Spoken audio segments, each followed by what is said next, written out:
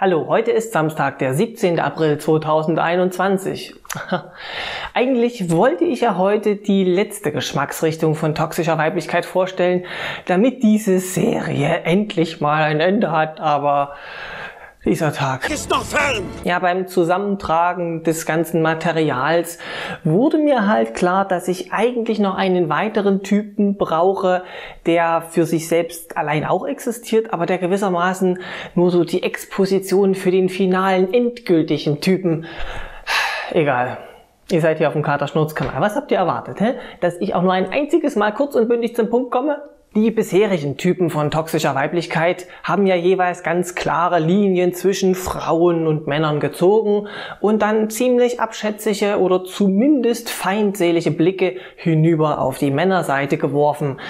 Der Typ, den ich heute vorstelle, tut das nicht. Jedenfalls nicht pauschal. Wogegen sich die Menschen wenden, die in die heutige Kategorie hineinfallen, das ist ganz unterschiedlich, weil sie sich da vor allem nach dem richten, was ihnen so eingetrichtert worden ist.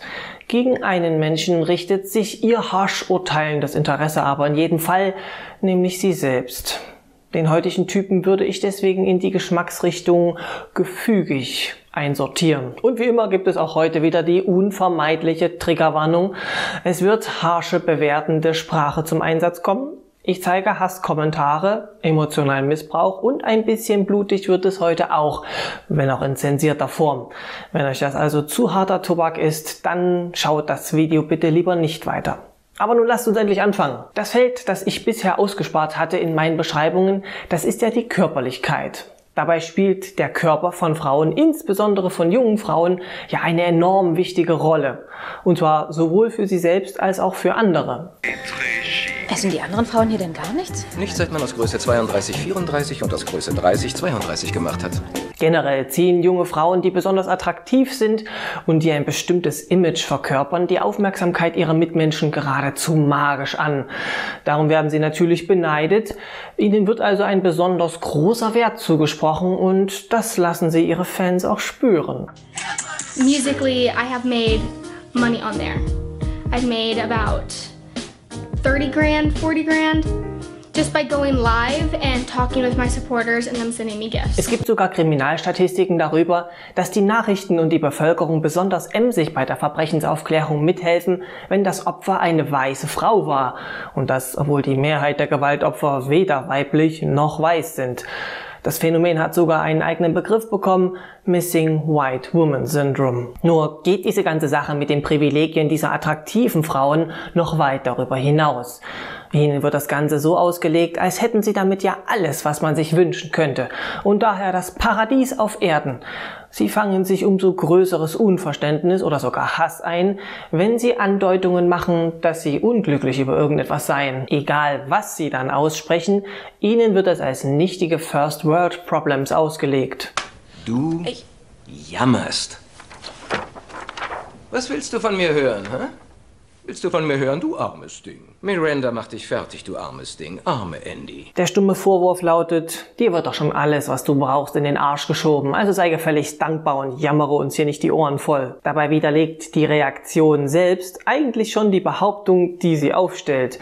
Wenn der attraktiven jungen Frau nicht mehr erlaubt ist, irgendeine Art von Unwohlsein auszusprechen, dann wird ihr bereits etwas sehr Wichtiges weggenommen, nämlich ihr Recht auf Eigensinn. Sie scheint ihrem Umfeld nicht als ganze Person wichtig zu sein, sondern nur ihr Äußeres hat diesen Status.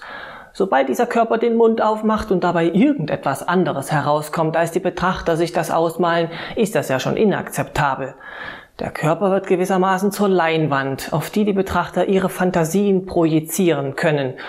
Wer die Person dahinter ist, spielt nicht nur keine Rolle, es stört ja sogar. Denn die echten Charakterzüge der Person machen ja dann im schlimmsten Fall die ganze Fantasie des Betrachters kaputt. Nichts bringt andere Menschen so sehr auf die Palme, wie mit ansehen zu müssen, wie jemand, ihrer Meinung nach, tolles Potenzial hat und es dann zum Fenster rausschmeißt. You're too pretty to be a lesbian. And you're too normal looking to be this stupid, Gregory. Ihr seht schon, es fängt alles ganz harmlos mit ein paar Fotos auf Instagram an und ehe du dich versiehst, steht Kater Schnurz mit diesem Gesichtsausdruck vor der Kamera und sagt: Lasst uns das mal theoretisch aufrollen. Ich habe mal wieder ein paar Begriffe mitgebracht und zwar Internalisierung, Identifikation, Introjektion und Inkorporation. Weil, warum nur einen einzigen Begriff mitbringen, wenn man auch gleich 4 haben kann? Dann kann ich euch auch gleich 4-mal mehr verwirren.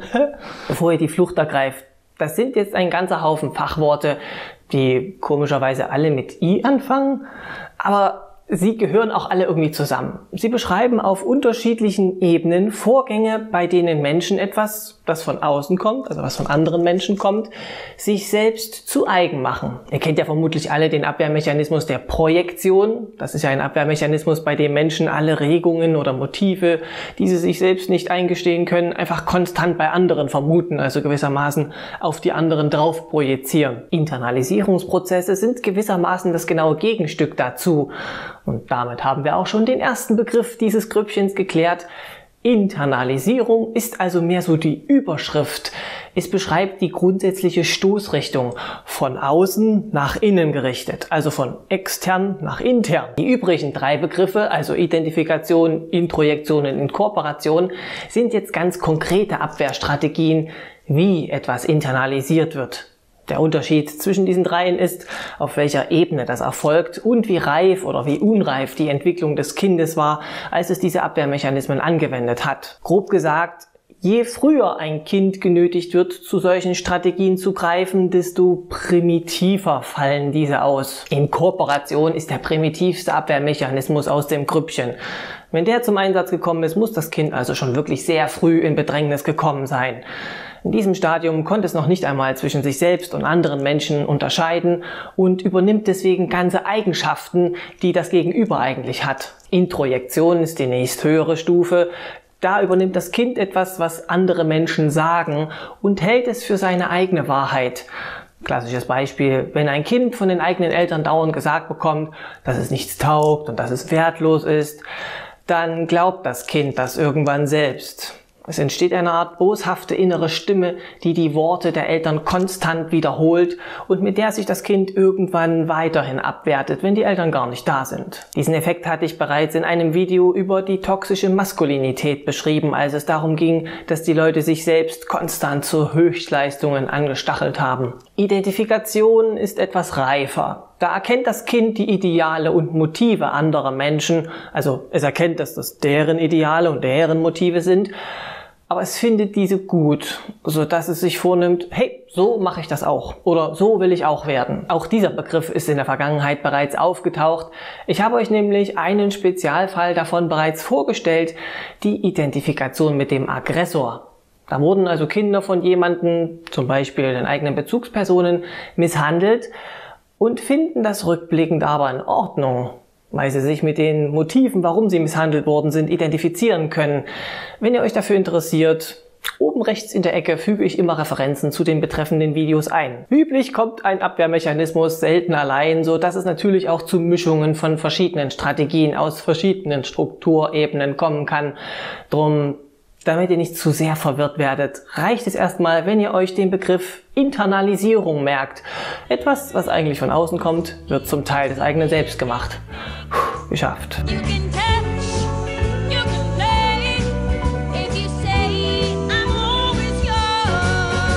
Nun, ihr ahnt vielleicht bereits, worauf ich hinaus will. Die viele Aufmerksamkeit von außen, die vielen Erwartungen, Fantasien und Vorstellungen, die andere Menschen auf einen jungen Menschen drauf projizieren, die wirken auch wie ein konstanter Druck von außen. Auf Dauer können hier eben solche internalisierenden Effekte entstehen.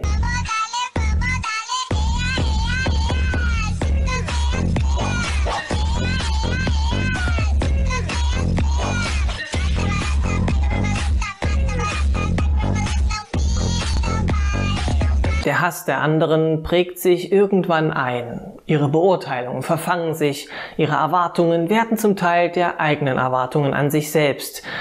Der junge Mensch fängt an, sich selbst so zu betrachten, wie andere ihn vorher betrachtet und bewertet haben und sich natürlich auch zu hassen, wenn er diese Anforderungen nicht erfüllt. Welche Attitüde ist lässig? Welches anstrengend? Welches Verhalten ist positiv? Welches bringt mir Abwertung ein?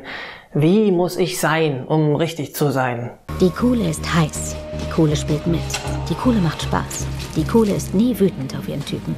Sie lächelt immer in ihrer erniedrigten, liebenden Art. und öffnet den Mund für den Blowjob. Ja, mit dem Körper geht das natürlich nahtlos weiter. Dann fängt eine ganze Generation von jungen Frauen wie auf Knopfdruck an, sich gleichzeitig Beine und Achseln zu rasieren. Ja gut, es gibt jetzt auch Schlimmeres, aber die Wut zur Selbstoptimierung kann sich auch schnell noch weiter auswachsen. Der Körper wird zu einer Art Rohmasse, die frei nach Wunsch geformt und jeder Makel aus ihm herausgeschnitten werden kann. Ihr kennt ja diesen blöden Spruch, wer schön sein will, muss leiden. Na dann, auf in die Schlacht.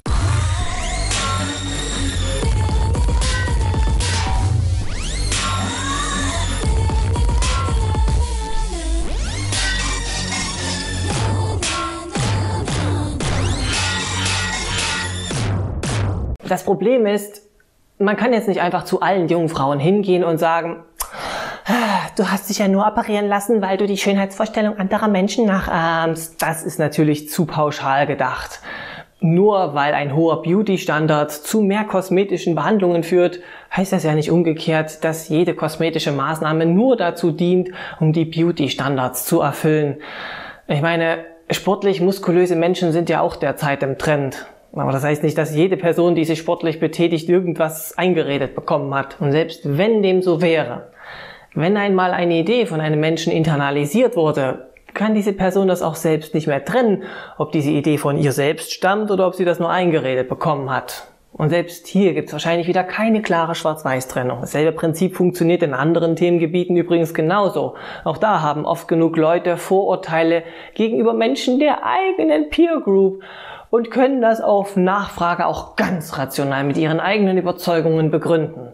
Da gibt es zum Beispiel Homosexuelle mit internalisierter Homophobie, internalisierter Rassismus bei People of Color und internalisierte Transphobie bei Transmenschen. Jede Person, die freiwillig oder unfreiwillig Aufmerksamkeit auf sich zieht, die hat halt mit reichlich Feedback zu rechnen. Und das ist halt bei weitem nicht nur Nettes. Besonders Stars und ihre körperliche Erscheinung werden ja immer wieder genüsslich kommentiert und verspottet, wenn sie irgendwelchen Erwartungen nicht entsprechen. Und wenn sie den Erwartungen entsprechen, dann findet das Publikum garantiert irgendwas anderes an ihnen, woran sie sich stören können. Für Mädchen kommt jetzt erschwerend obendrauf noch hinzu, die Erziehung von Kindern war früher und ist auch heute ja immer noch größtenteils Frauensache. Für so eine Mutter ist es etwas einfacher, sich von ihrem eigenen Sohn als getrennte Person zu sehen, weil dieser ja ein ganz anderes Geschlecht hat. Das muss für sein Wesen noch nicht mal eine große Rolle spielen, aber es ist halt ein Merkmal, was die Mutter daran erinnert, dass er und sie zwei getrennte Personen sind. Die Fähigkeiten, andere Menschen als eigenständige getrennte Personen wahrzunehmen und es ihnen zuzugestehen, anders zu sein und anders zu denken, nennt man übrigens Mentalisieren. Auch das hatten wir schon mal. Link ist oben rechts. Bei den Töchtern gibt es jedenfalls ein solches körperliches Merkmal nicht. Da kann es schnell mal passieren, dass die Mutter ihre eigenen Wesenszüge in der Tochter wiederzuerkennen glaubt.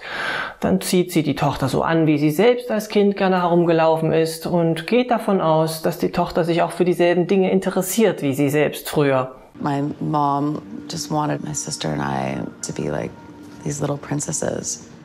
My mom just wanted me to be a Hilton. And I just wanted to be Paris. Oder das Ganze geht sogar noch einen Schritt weiter und die Mutter betrachtet ihre Tochter als eine Art Reboot von sich selbst, eine Art zweite Chance. Dann könnte sie die Tochter zu einer neuen, idealen Version von sich selbst machen, ungeachtet dessen, was das Kind eigentlich will. Versteht sich. Ich bin Junior-Weltmeisterin im Kaugummi-Kauen. Den Kaugummi, den ich momentan kaue, bearbeite ich schon 3 Monate. Ohne eine einzige Unterbrechung. Und das ist ein Rekord. Natürlich habe ich selbst auch ein paar Auszeichnungen. Die meisten als Tambour-Majorin. Ja, und schon sind wir wieder knietief drin in der emotionalen Misshandlung. Das und wie Eltern die psychische Gesundheit ihrer Kinder schädigen, das hatte ich ja in vergangenen Videos auch schon mehrfach besprochen. Durch Internet-Fame wird jetzt aber die Menge an einströmenden Einflüssen zusätzlich auf ein enormes Maß angehoben und damit erhöht sich halt auch die Gefahr, etwas von dem zu internalisieren, was da als Reaktion zurückkommt.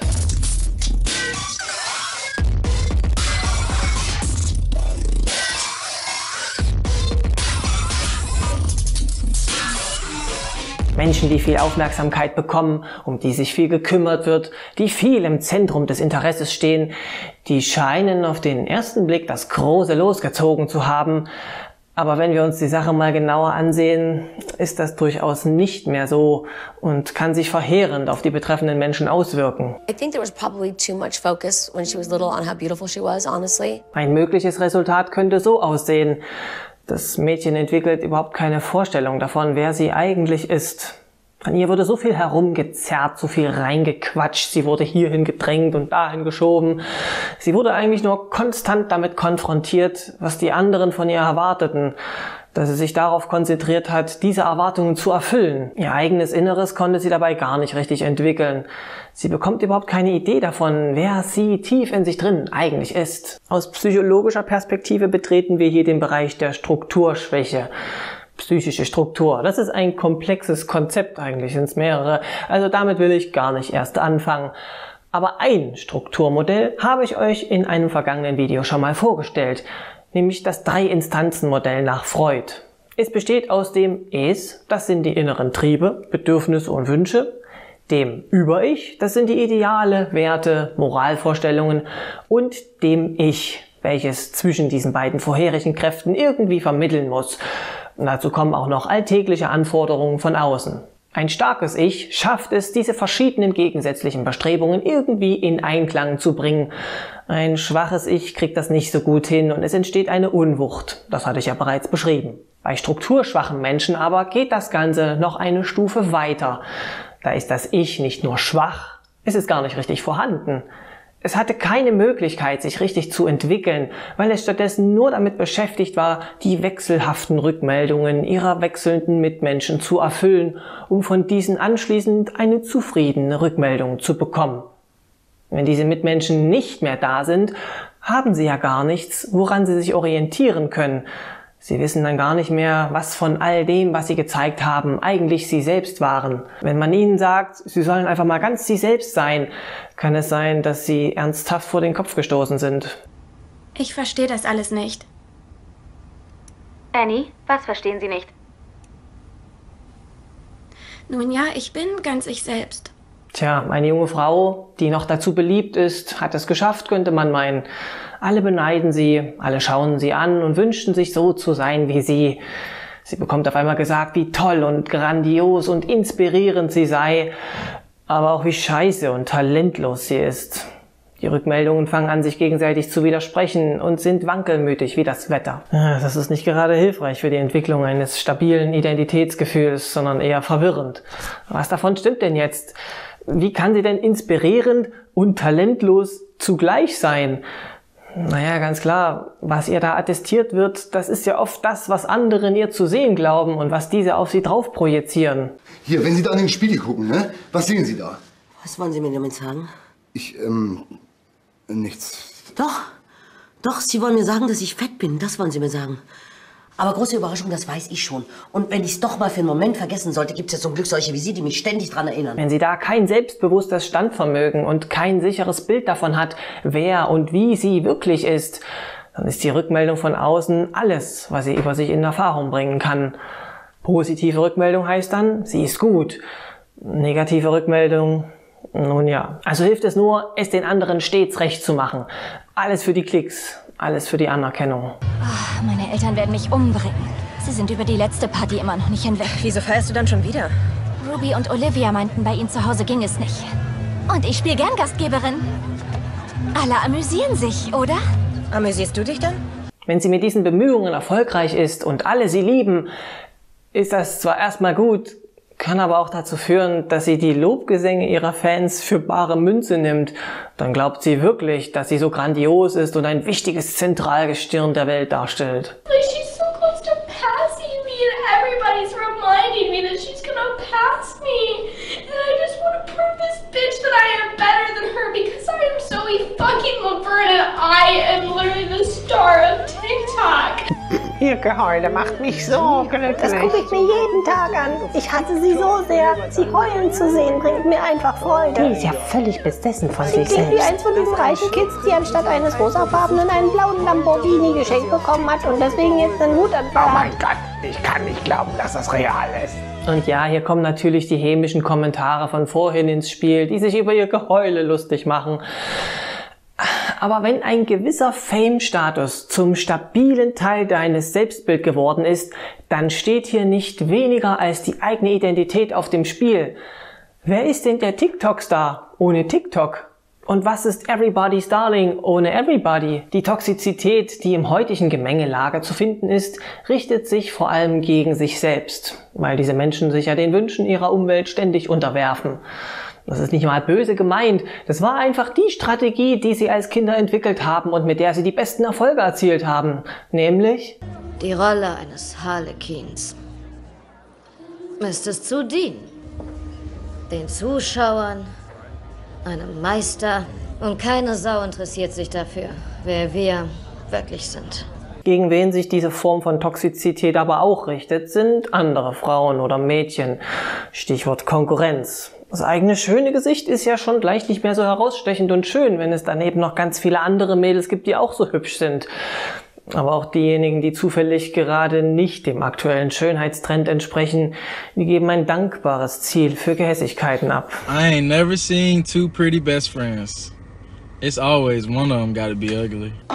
Child. Anyway, so. I'm known for running my mouth. I'm known for running my... Diesen kann dann die erfolgreiche Selbstoptimiererin mit eiskalter Genüsslichkeit unter die Nase reiben, dass zwischen den beiden Welten liegen.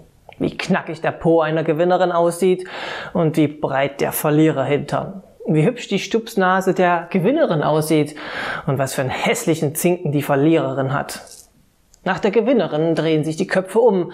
Die Verliererin kriegt maximal einen Platz in einer Cringe-Compilation. Es zeigt aber auch, wie schmal der Grat ist, auf dem eine Gewinnerin selbst balanciert. Eine schiefe Nase, hängende Brüste, fettige Haare, dicke Beine. Eins davon reicht schon aus und sie würde ihren eigenen Qualitätskriterien widersprechen. Dann würde sie selbst zu denen da unten abstürzen. Niemals.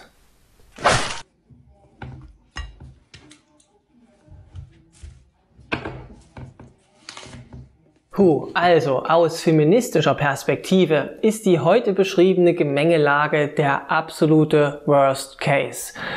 Frauen, die andere Leute Ansichten und Erwartungen so weit verinnerlicht haben, dass sie diese selbst übernommen haben und mit Zähnen und Klauen verteidigen. Selbst dann, wenn diese Erwartungen ihren eigenen Interessen widersprechen. Mit diesen internalisierten Vorurteilen gegen Frauen werden sie eher noch zu eisernen Verfechterinnen der toxischen Maskulinität und sehen am Ende wirklich in dieser untergeordneten, devoten Unterstützerposition genau ihren Platz. Also, sie aus diesem Film rauszuziehen, das hieße ja, alles in Frage zu stellen, was sie bislang ihrer eigenen Ansicht nach Gutes geleistet hat. Klingt nicht sehr wahrscheinlich. Feminismus sieht aus dieser Perspektive halt aus wie das Sammelbecken der Verschmähten, die einfach nur neidisch auf die süßen Instagirls sind. Dabei sind es gerade die Unvollkommenen, die eine besondere innere Stärke brauchen, um trotzdem zu sich zu stehen und über ihre eigene Unvollkommenheit heiter hinweglächeln zu können.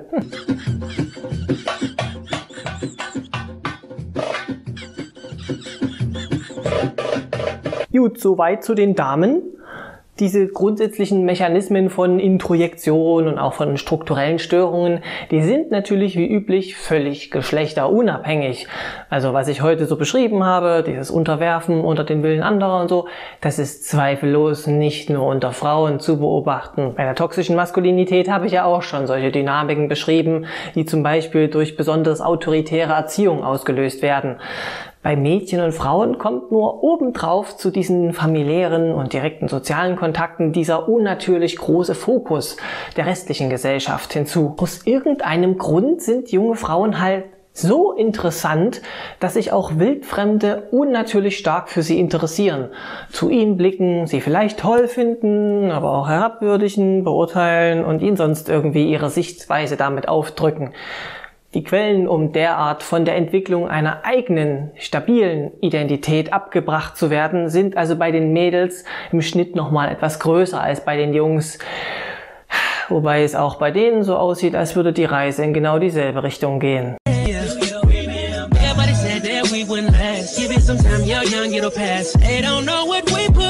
ain't never seen two pretty best friends. Denkt bitte nochmal dran, ich bin kein Psychologe oder irgendetwas in der Art. Das, was ich hier beschreibe, sind lediglich eigene Beobachtungen, Erfahrungen, Zeitgeist und was ich mir halt so angelesen habe.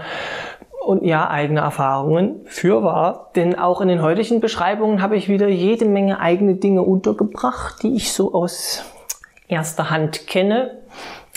Nicht ganz unironisch habe ich auch vor 2 Jahren einen kosmetischen Eingriff an mir vornehmen lassen und offenbar bin ich auch irgendwie im Internet aktiv. Also, naja, es muss ja irgendeine Erklärung für das hier geben. So, eine Geschmacksrichtung von toxischer Weiblichkeit habe ich auf jeden Fall noch. Diesmal aber wirklich der letzte Typ, hoffentlich. Und dieser kann zu der Frage, weshalb die jungen Frauen so im Fokus der Aufmerksamkeit stehen, vielleicht etwas Licht ins Dunkel bringen. Oder vielleicht auch mehr Dunkel ins Licht. Mal gucken. Es bleibt also auf jeden Fall spannend. Zumindest hoffe ich, dass das für euch ein bisschen spannend ist, was ich hier so erzähle. Ansonsten verbleibe ich euch bis zum nächsten Mal mit rosaroten Grüßen. Euer Kater Schnurz.